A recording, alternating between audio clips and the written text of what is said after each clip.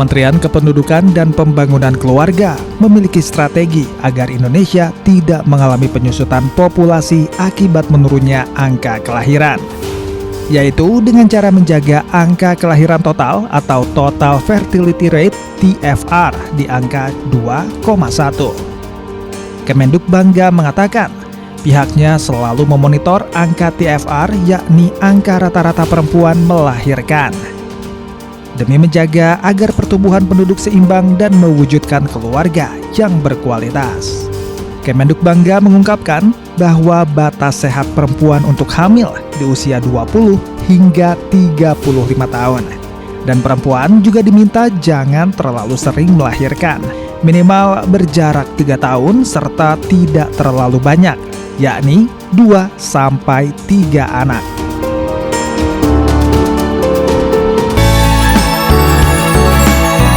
Pertumbuhan penduduk yang seimbang ini dinilai penting, karena jika angka kelahiran rendah, bonus demografi akan menutup lebih cepat. Pada tahun 2035, Kemduk Bangga mengatakan, jumlah lansia akan lebih banyak dibandingkan anak-anak. Seperti diketahui, Kementerian Kependudukan dan Pembangunan Keluarga dibentuk dengan harapan menjadi perwujudan atas komitmen pemerintahan Prabowo Gibran dalam membangun ketahanan keluarga yang lebih kuat di Indonesia. Tugas yang harus dikerjakan oleh kementerian ini tidak sekedar menuntaskan masalah stunting, kontrasepsi, dan kesehatan reproduksi, namun juga membangun keluarga, di mana artinya membangun setiap anggota dalam suatu keluarga di seluruh siklus kehidupannya.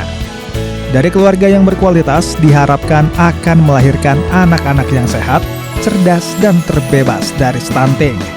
Memperbaiki angka-angka stunting menjadi salah satu upaya bergegas membangun keluarga berkualitas. Terima kasih Anda masih menyaksikan One on One bersama saya Diandra Mukni. Pemirsa, kita akan lanjutkan perbincangan kita hari ini bersama dengan Menteri Kependudukan dan Pembangunan Keluarga, Bapak Uli Haji. Pak Uli Haji, kita lanjutkan perbincangan kali ini nih Pak. Pak, saat ini saya mau fokus ke isu-isu kependudukan. Apa saja sih Pak permasalahan kependudukan yang saat ini masih harus ditangani oleh Kementerian Pendudukan dan Pembangunan Keluarga sendiri Pak? Oke, terima kasih Mbak Diandra. Kementerian kita namanya Kementerian Kependudukan dan Pembangunan Keluarga. Ada dua urusan, urusan kependudukan dan urusan pembangunan keluarga. Oke, sekarang kita bicara tentang kependudukan. Apa sih semangat dari kependudukan itu, kenapa mesti diurus? Mbak, ini faktor sangat urgen dalam sebuah negara. Dan semangat dari menata kependudukan adalah pengendalian penduduk. Artinya, sebuah negara nanti akan dipengaruhi oleh bagaimana kondisi ekonomi, tergantung tentang kependudukan. Salah satunya adalah yang namanya tumbuh seimbang jumlah penduduk, yang kita sebut dengan TFR. Apa itu? Ini adalah salah satu alat ukur bagaimana kependudukan itu tumbuh seimbang atau terkendali. Di Indonesia berapa angka TFR-nya? TFR kita itu 2,1.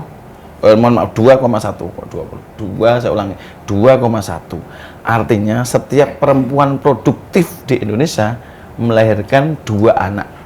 Lebih dikit, ya kalau 2,1 karena di rata-rata. Berarti ada yang anaknya 3, ada yang anaknya 1.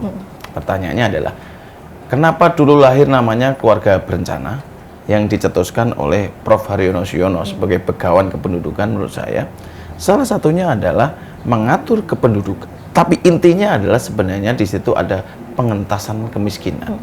Keluarga berencana tidak identik dengan alat kontrasepsi.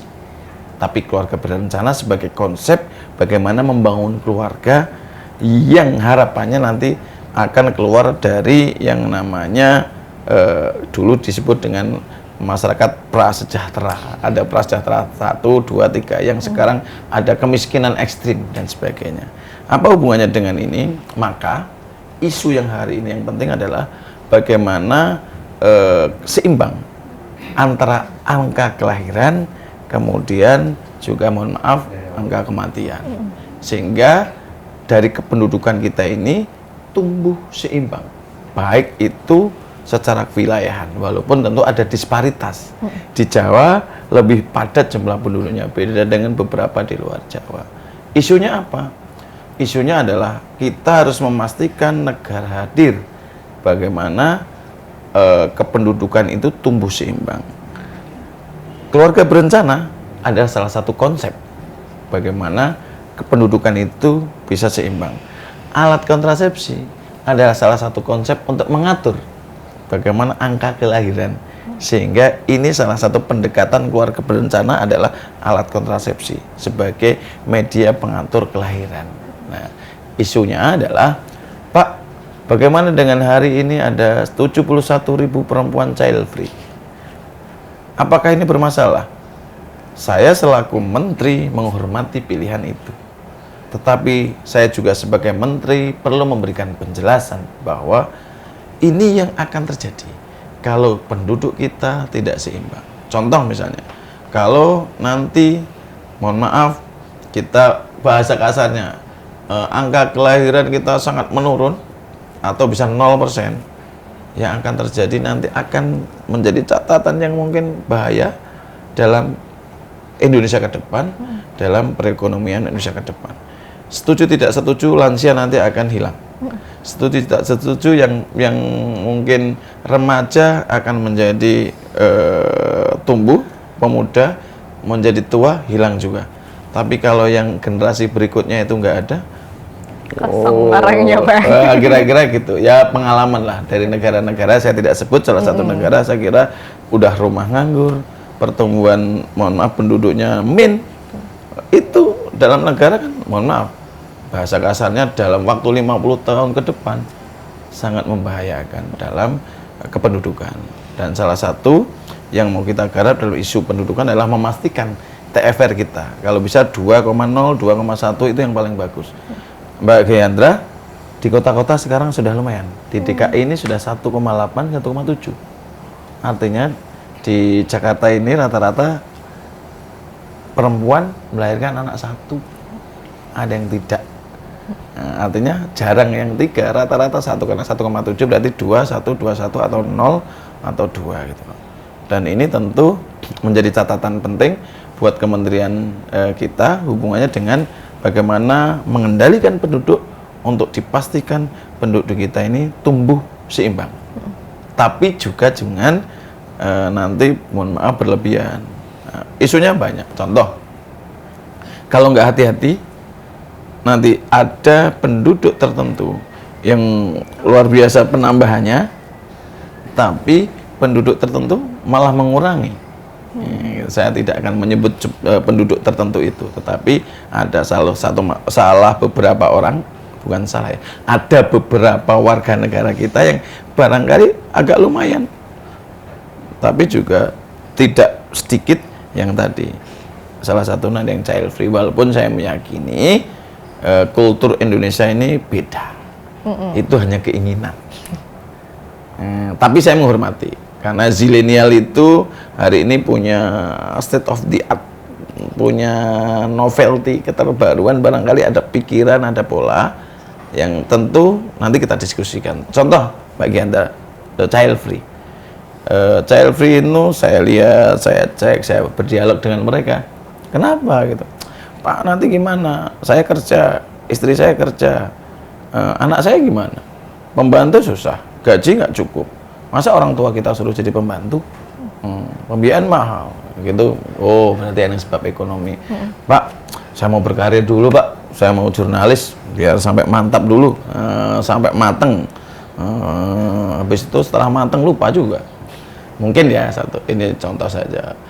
Maksud saya contoh untuk salah satu sebab adalah saya pengen berkarir. Baru yang ketika Pak, sekarang bikin susah, Pak. Kebahagiaan kita bukan di situ. Saya lebih asik bersama boneka. Saya ternyata lebih asik bersama hewan. Sehingga sudahlah, Pak, saya mau nikah, tapi kebahagiaan saya tidak di lembaga pernikahan untuk punya anak, tapi barangkali tadi. Nah, tapi itu keinginan. Saya tidak yakin. Karena nanti kalau kita kasih penjelasan indah dan nikmatnya punya anak akan beda lagi. bagi Hendra bahwa punya anak itu sangat indah, kebahagiaan yang sangat luar biasa. Dan itu karena sunatullah, kalau bahasa saya, mohon maaf, ini sunatullah yang itulah kehidupan. Kita ada ini kan nggak diminta. Tahu-tahu lahir seorang Haji, tahu-tahu lahir seorang Ki Hendra, nggak diminta loh, tahu-tahu lahir. Artinya itu sunatullah. Masa kita dalam tanda petik. Tetapi tentu saya menghormati. Tapi tugas saya harus memastikan bahwa perlu pemahaman, perlu pengetahuan, perlu edukasi. Ini negara. Ini isinya begini, harus kita jelaskan. Kalau terjadi ini, akibatnya ini. Kira-kira begitu. Jadi isu itulah yang semangatnya cuma satu. Bagaimana penduduk kita ini tumbuh seimbang. Kalau nggak seimbang, wah nanti bonus demografi itu kita diskusi lagi banyak hal. Tapi ya akan merepotkan dalam penataan negara ke depan. Nah, gitu, Mbak. Ini kan juga bisa dibilang, bisa dikatakan fenomena media sosial juga mempengaruhi pikiran-pikiran dari masyarakat. Lantas dari kementerian sendiri ini ada strategi atau program-program khusus atau tidak Pak dalam mengatasi isu-isu kependudukan yang terjadi saat ini nih Pak? Ya, ada program-program yang berkenaan dengan isu-isu yang saya sampaikan tadi. Salah satunya tentu hari ini dunia medsos sangat luar biasa. Kadang-kadang sudah menjadi orang tua bagi anak-anak. Betul, Mohon Pak. maaf, sekarang medsos itu jadi orang tua anak-anak. Orang tua sibuk. Katanya saya mencari rezeki untuk keluarga. Faktanya bisa diuji, Pak.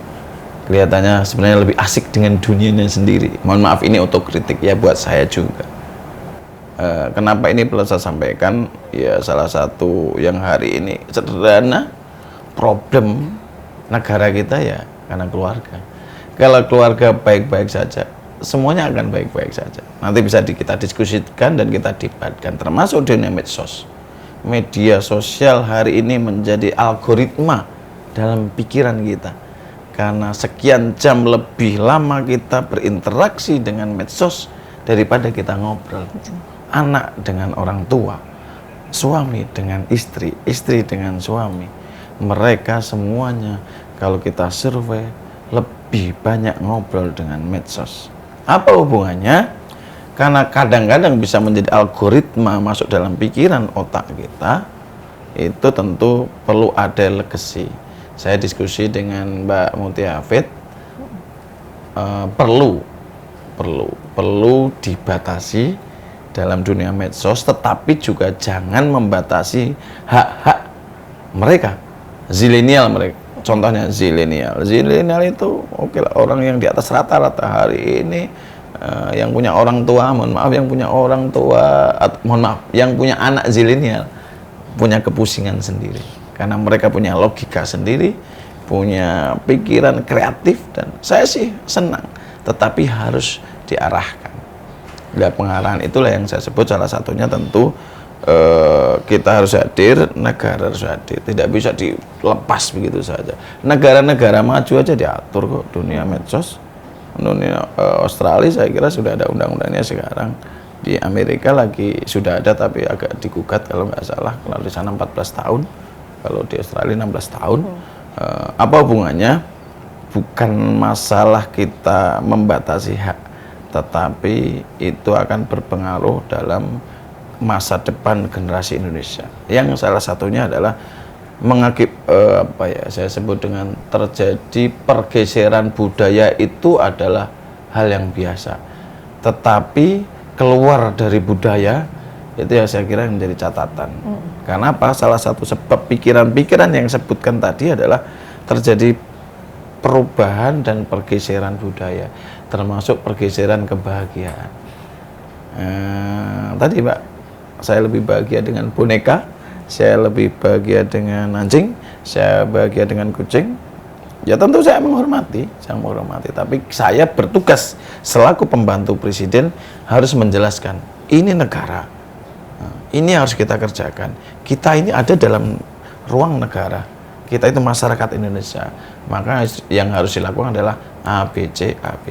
Nah, tentu sebatas yang menjadi kewenangan pemerintah, sebatas yang menjadi kewenangan negara. Oke. Gitu, Mbak Gendra. Nah, selain tadi fenomena media sosial yang kurang lebih banyak pengaruh buruk juga bagi masyarakat, tetapi kan tentunya ada pengaruh baik juga, khususnya untuk peran teknologi digital dalam menyokong sejumlah program dari kementerian. Nah, di Kementerian Kependudukan dan Pembangunan Keluarga sendiri, peran teknologi digital ini seperti apa sih, Pak? Oke, terima kasih Mbak Gendra. Setuju tidak setuju, dunia digitalisasi ini sudah masuk dalam dunia kita. Setuju tidak setuju, kita harus berhadapan dan bersama-sama dengan digital. Untuk itu kita punya program, salah satunya adalah super app berbasis AI. Reasoningnya adalah hari ini luar biasa para kaum zilenial itu memanfaatkan dunia AI yang dalam tanda petik kalau nggak hati-hati itu juga kurang baik. Mohon maaf misalnya ada PR dari gurunya, kita selesaikan dengan AI, semua selesai Mbak Gendra. Semua jawabannya ada itu, setelah langsung jadi. Kita kasih tugas apa, AI jawab. Nah, ini menjadi inspirasi bagi saya. Oke, bagaimana kalau kita juga menciptakan super app berbasis AI yang nanti menjadi kantor maupun menjadi salah satu layanan untuk konsultasi yang berkenaan dengan keluarga, yang berkenaan dengan kependudukan, yang berkenaan dengan calon pengantin, yang berkenaan dengan data, yang berkenaan dengan ibu hamil, balita dan sebagainya. Sehingga ini mempermudah edukasi dengan pendekatan AI. Saya minta sama teman-teman, kita ini masyarakat kita itu senangnya sesuatu yang baru, bosan dengan hal-hal yang biasa-biasa saja. Maka saya minta, ayo kita ciptakan digital, kita ciptakan teknologi digital yang bisa mengedukasi, yang bisa menjelaskan, yang bisa memahami, yang bisa menjawab persoalan-persoalan yang hari ini menjadi persoalan masyarakat Indonesia. Dengan cara-cara yang baru, pendekatannya juga berbeda. Cara Jakarta jangan dibawa ke Papua, nggak ketemu. Cara Jakarta jangan dibawa ke NTT, nggak ketemu. Ciptakan digital dengan kondisi lokal. Misalnya edukasi tentang ibu hamil, terjadi peristiwa apa, pendekatannya apa, diskusinya apa. Di dalam super app tadi nanti juga kita ada avatarnya untuk biar anak-anak muda ini senang untuk diberikan penjelasan tentang dunia keluarga. Dan saya berharap karena itu tentu setiap kekuatan baru termasuk digital ini ada madorot, ada manfaatnya. Setuju tidak setuju kita harus memilih untuk mencarikan jalan keluar, termasuk bagaimana memberikan jalan keluar agar manfaat. Super app berbasis AI bagian dari terobosan kita pelayanan berbasis digital. Gitu Mbak. Baik, kita lanjutkan perbincangan ini sebentar lagi Bapak. One on One akan segera kembali usai jeda.